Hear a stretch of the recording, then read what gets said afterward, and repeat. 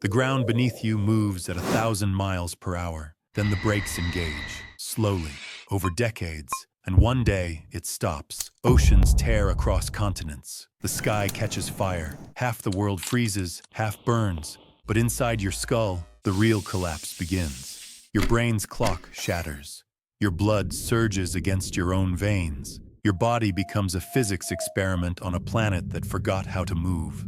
7 days. 168 hours. This is Protocol Kinetic Zero. The Earth didn't crash to a halt. It whispered. For decades, the spin had been bleeding away. Days stretched into weeks. Oceans crept toward the poles. The atmosphere settled into strange, quiet bands. And today, the final rotation completed. The ground became still. The sun locked into place. The sky stopped moving. The planet was at peace, but you were not. Inside your inner ear, the vestibular fluid, tuned since birth to sense the Earth's constant spin, now floated motionless. Your brain, receiving absolute stillness for the first time in its existence, had no label for it. It interpreted the missing signal as freefall. You lost your vertical axis. You lost your spatial certainty. You became a body without orientation. Your blood, no longer shaped by rotational forces, forgot its ancient pathways. Pressure gradients that had guided your circulation for millions of years vanished. Blood pooled in vascular beds that were never meant to hold it. Your heart, a pump designed for a spinning world, now pushed against a fluid map that no longer made sense. Above your optic nerves, the suprachiasmatic nucleus, your biological clock, waited for a sunset or a sunrise that would never arrive. Half the planet was locked in endless light, half in eternal dark. The clock's neurons, desperate for rhythm, began firing in chaos. Cortisol and melatonin lost their cues. Body temperature, sleep, immune function, every internal cycle drifted away from every other. Outside, the Earth was silent. No wind, no waves, just a frozen binary sphere of fire and ice. But inside you, the quiet was catastrophic.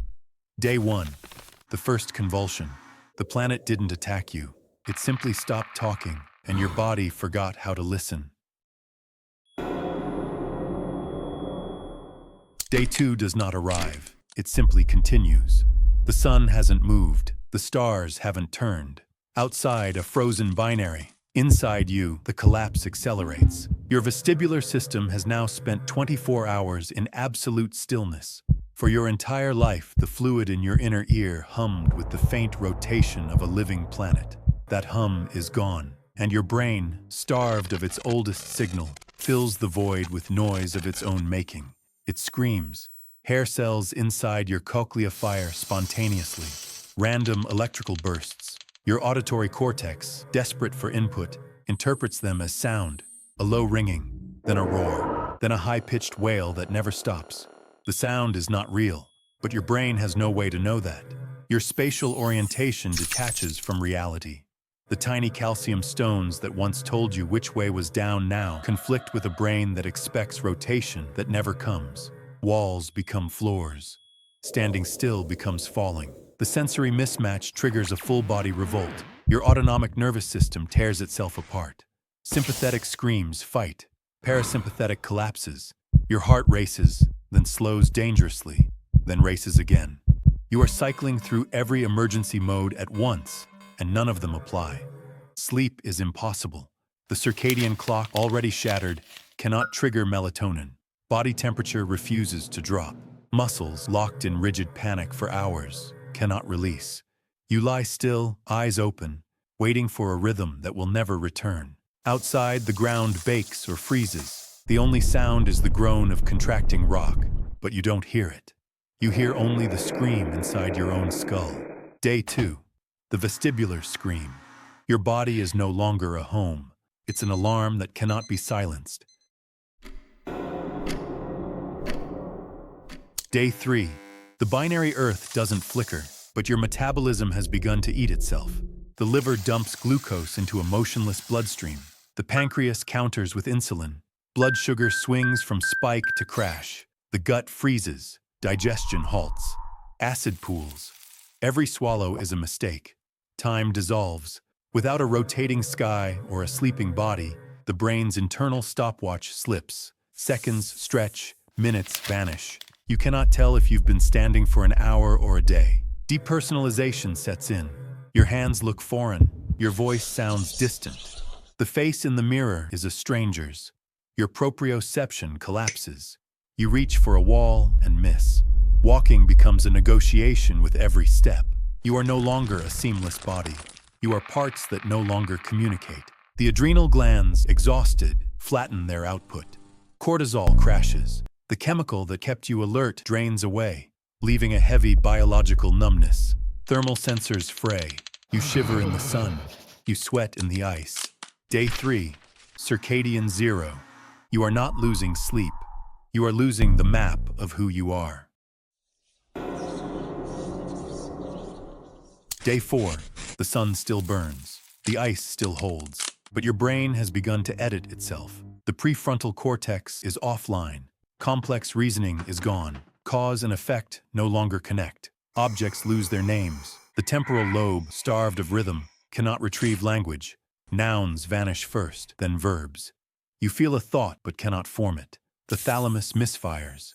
It floods you with phantom sensations. A touch that isn't there. A vibration from a floor that stopped vibrating days ago. Your brain accepts every signal as real. Emotion flattens. The amygdala, overactive for days, finally exhausts itself. Fear calcifies into a permanent, quiet dread with no peak and no end. Primitive reflexes surface. Your pupils track light poorly. Your grip tightens on objects you never meant to hold. You cannot let go. The body begins triage. Circulation slows to the fingers and toes, even under the stationary sun. Saliva thickens. The immune system, fully untethered from any clock, starts attacking healthy cells. The rocks still groan in the dark. The dust still hangs in the light. But hemispheres no longer matter. The only world left is the one collapsing inside your skull. Day 4, the neural dark. You are not losing function. You are being rewritten. Day 5. The only habitable zone is a razor-thin ring of permanent twilight circling the planet. A global line of survivors moves along it. Millions of bodies shuffling in a single direction.